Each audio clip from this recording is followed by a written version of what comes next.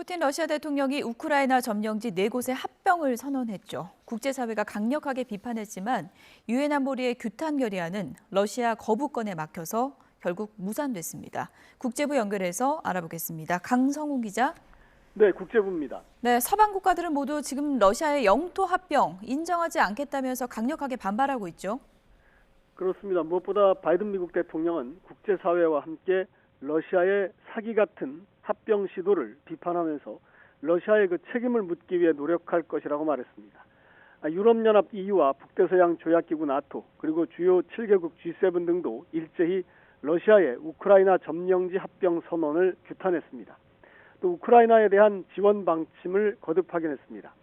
유럽연합 27개 회원국 정상들로 구성된 EU 이사회는 공동 성명을 내고 우크라이나 4개 지역에 대한 러시아의 불법 합병을 단호히 거부하며 절대로 인정하지 않을 것이라고 밝혔습니다. 나토의 스톨텐베르그 사무총장도 우크라이나는 빼앗긴 땅을 되찾을 권리가 있다고 강조했습니다. G7 외무장관들도 성명을 내고 러시아의 영토 합병 시도는 국제법을 무시한 것으로 총을 들이대고 한 가짜 주민 투표를 절대 인정할 수 없다는 점을 분명히 했습니다. 그런데 유엔 안보리의 러시아 규탄 결의안은 결국 무산됐죠? 네, 미국 주도로 제출된 러시아 규탄 결의안은 표결에 붙여졌지만 거부권을 가진 러시아의 반대로 채택이 되지 못했습니다. 안보리 15개 이사국 가운데 10개국이 찬성을 했는데 상임 이사국인 중국을 포함해 비상임 이사국인 인도와 브라질 등 이 4개국은 기권표를 던졌습니다.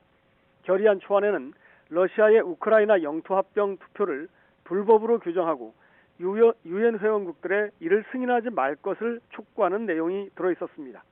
이 법적 구속력을 갖춘 안보리 결의가 무산됨에 따라 미국은 구속력이 없는 유엔 총회 결의안 채택을 추진할 것으로 예상됩니다.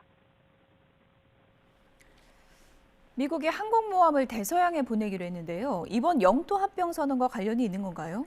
네, 직접적인 관련은 없지만 러시아의 위협에 맞서서 이 나토의 단결 그리고 군사적 대응 역량을 과시하기 위한 것으로 보입니다.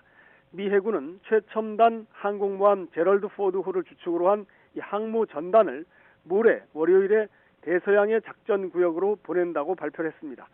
아울러 제럴드 포드 항공모함이 북대서양 조약기구 나토 동맹국의 연합 전력과 합동 훈련에 나설 것이다 이렇게 설명했습니다. 이번 훈련에는 미국과 독일, 프랑스, 캐나다 말고 스페인, 덴마크, 핀란드, 네덜란드, 스웨덴 등 9개 나라의 함정 20척과 항공기 60대 그리고 병력 9,000명이 참가할 예정입니다.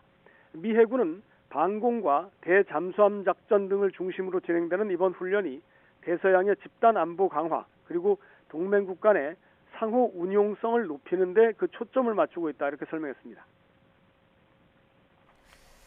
네, 이런 가운데 푸틴 러시아 대통령 핵무기 사용 위협을 계속 고조시키고 있는 상황인데요. 미국은 어떤 입장입니까?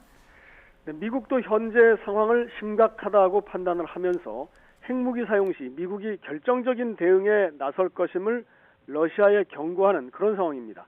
제이크 설리번 국가안보보좌관은 백악관에서 한 브리핑에서 러시아가 어두운 길을 갈 경우 미국이 취할 이른바 결정적 대응을 포함해 러시아와 소통을 직접 했다 이렇게 강조를 했습니다. 설리번 보좌관은 핵무기 사용에 따른 다양한 후과에 대해서 러시아와 직접 소통할 기회가 있었다고 언급했습니다. 하지만 지금 말할 수 있는 것은 러시아가 현재가 어떤 국면인지 그것을 이해하고 있다라는 것이라면서 경고 이외에 다른 대응 수단을 찾는 데는 한계가 있음을 시사했습니다. 설리번 보좌관은 아직 러시아의 핵무기 사용이 임박했다는 어떤 신호도 없지만 주의 깊게 감시하고 있으며 현재 상황을 매우 심각하게 받아들이고 있다 이렇게 말하기도 했습니다. 이런 가운데 영토 수복에 나선 우크라이나 군은 동북부의 요충지인 리만의 탈환을 목전에 두고 있고 러시아가 합병을 선언한 루한스크로의 진격을 준비하고 있는 것으로 알려졌습니다. 러시아도 동원령으로 징집된 예비군의 전선 투입을 이제 본격화할 것으로 예상돼 전투는 더 치열해질 전망입니다. 지금까지 국제부에서 YTN 강성우입니다.